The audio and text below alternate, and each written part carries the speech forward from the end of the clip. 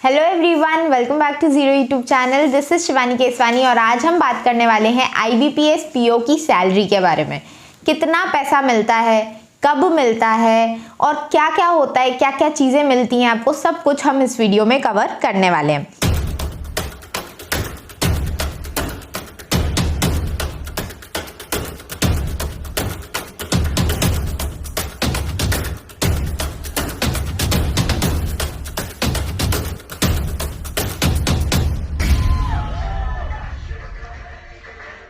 अभी आपने सब जगह सुना होगा कि क्या काम करना रहता है, कैसा काम करना रहता है, कितना ज़्यादा काम करना रहता है, लेकिन ये नहीं पता होता है कि हम कमाने कितने वाले हैं। तो आपकी जब पोस्ट लग जाएगी तो आप कमाओगे कितना, ये पता होना भी बहुत ज़रूरी है। तो वो हम यहाँ पे देखने वाले हैं। सरकारी बैंक में आप काम करने वाले हो तो आपकी इनकम कब आती है आपके पास, लेट वेट तो नहीं हो जाती है दूसरी प्राइवेट बैंक्स की तरह, जहाँ पे कभी कभी आपको 2 महीने की सैलरी एक बार में मिलती है, कई बार आपको बहुत लेट सैलरी मिलती है। तो यहाँ पे आपको कब मिलती है सैलरी वो मैं आपको बताने वाली हूँ, और सारी चीज़ें भी हम यहाँ पे देखने वाले हैं। तो सबसे पहले तो मैं आपको बता दूं कि ज़्यादातर जो PSBs हैं उसमें आपको 25 से 30 के बीच में सैलरी क्रेडिट हो जाती है। सुबह सुबह 6 बजे आ जाती है, जैसे मेरी 29 को आती है। कई सारी बैंक्स 25 को दे देती हैं, 26 को देती हैं, 27 को दे देती हैं, 30 तक आपकी सैलरी मैक्सिमम आ ही जाती है। हर बैंक का सब अलग अलग सिस्टम है, लेकिन एक से पहले सैलरी आपकी क्रेडिट हो जाती है, ठीक है।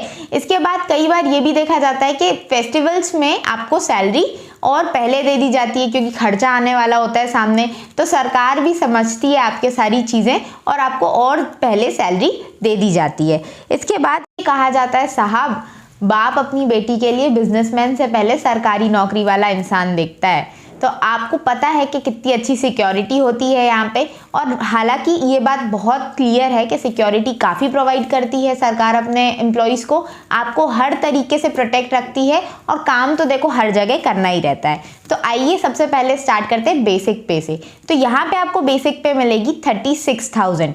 फिर इसके बाद आपका DA आ जाता है, जो अभी फरवरी में लेटेस्ट अपडेट हुआ है, 41.16% हो गया है, जो कि आपका 14,817 बनेगा। ये वेरी करता रहेगा जैसे जैसे नए वेज रिविजन्स आते रहते हैं। DA हर साल में 2 बार चेंज हो ही जाता है। इसके बाद आपका HRA आता है, हाउस रेंट अलाउंस, जो आपको 2520 मिलता है। ये भी सिटी टू सिटी वेरी करता है, जितनी बड़ी सिटी होगी आपका HRA इंक्रीज हो जाता है। इसके अलावा अगर आप HRA नहीं लेते हैं, अगर आप उसी सिटी में नहीं रहते हैं, किसी और सिटी में आपकी जॉब लगती है, तो आपको लीज अकोमोडेशन मिलता है, जो सिटी टू सिटी वेरी करता है। अभी हाल में मुझे जो मिलता है वो है 11,000, बाकी आप किसी बड़ी सिटी में जाएंगे तो ये वेरी करेगा। इसके बाद आपका लर्निंग अलाउंस आता है, मतलब सरकार आपको पढ़ने के भी पैसे देती है। अब आप पढ़ते हैं या नहीं पढ़ते हैं ये तो आप पे डिपेंड करता है, बाकी आपको सरकार लर्निंग अलाउंस के रूप में 600 रुपये देती है, और उसके ऊपर फिर आपको DA भी देती है, DA ऑन लर्निंग अलाउंस, जो कि आपको मिलेगा 233.52। इसके बाद आपका स्पेशल अलाउंस होता है, जो 5,904 होता है।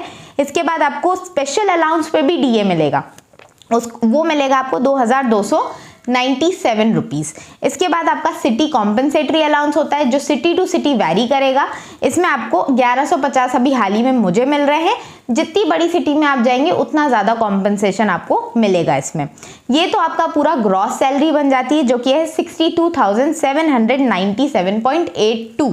ये आपका ग्रॉस हो गया। इसके बाद सरकार काफ़ी सारे डिडक्शंस भी करती है, आपके कई सारे पैसे कटते हैं आपके टैक्स के रूप में और पेंशन के रूप में। वो क्या डिडक्शंस है आइए वो भी देख लेते हैं। सबसे पहले आपका प्रोफेशनल टैक्स कटता है, ये स्टेट टू स्टेट वेरी करता है। 208 रुपये MP में लगता है, बाकी स्टेट्स में भी लगभग 200 के आसपास रहता है। इसके बाद आपका आप बैंक के किसी यूनियन के मेंबर बनते हैं तो उसका भी आपका कुछ लगता है, 200 रुपये अभी हमारा करेंटली लग रहा है, और यही होता है हर यूनियन का 200-250 रुपये लगता है आपका। इसके बाद आपका TDS कटता है, टैक्स डिडक्टेड एट सोर्स, जो 1530 रुपये लग रहा है अभी हमारा। इसके बाद कॉम्पनसेटरी पेंशन स्कीम में जो आप पेंशन देते हो, जो आप मिलाते हो थोड़ा बैंक मिलाती है, वो आपको पेंशन आपको रिटायरमेंट पर मिलती है। 5,001 रुपये कटता है इसका। इसके बाद आपका रेंट रिकवरी होती है। अगर आप लीज अकोमोडेशन लेते हो तो हर महीने थोड़ा थोड़ा रेंट रिकवर किया जाता है आपसे, 180 रुपये या 200 रुपये। तो ये कुल मिला के डिडक्शंस आपके आते हैं 6,944 रुपये। इसको काट के आपका जो नेट सैलरी बनता है वो है 55,858 रुपीज़। तो ये किसी भी नए एम्प्लॉय के लिए काफ़ी हैंडसम सैलरी है। इसके बाद जैसे जैसे आप बैंक में पुराने होते जाते हो, 1 साल हो जाता है, 2 साल हो जाता है, तो इंक्रीमेंट्स लग जाते हैं, फिर आप प्रमोशन लेते हो तो आपका ग्रेड पे चेंज हो जाता है। तो ये है एक न्यू एम्प्लॉय की सैलरी। आप देखिए, आप इतना कमाने वाले हैं आगे जाके, और जैसे ही आप बैंक में लगते हो बैंक आपको 55,000 इन हैंड देती है। उसके आगे जो चेंज होता रहता है। सैलरी काफ़ी हैंडसम है, नो डाउट। आपको काम अच्छा करना है और आपके सारी चीज़ों का जो आपका ख्याल है वो सरकार रख लेगी। फिर इस वीडियो में इतना ही। आपको समझ में आ गया है क्या क्या चीज़ें हैं, और मिलेंगे अगले वीडियो में। तब तक के लिए पढ़ाई करते रहिए और टेक केयर, बाय बाय।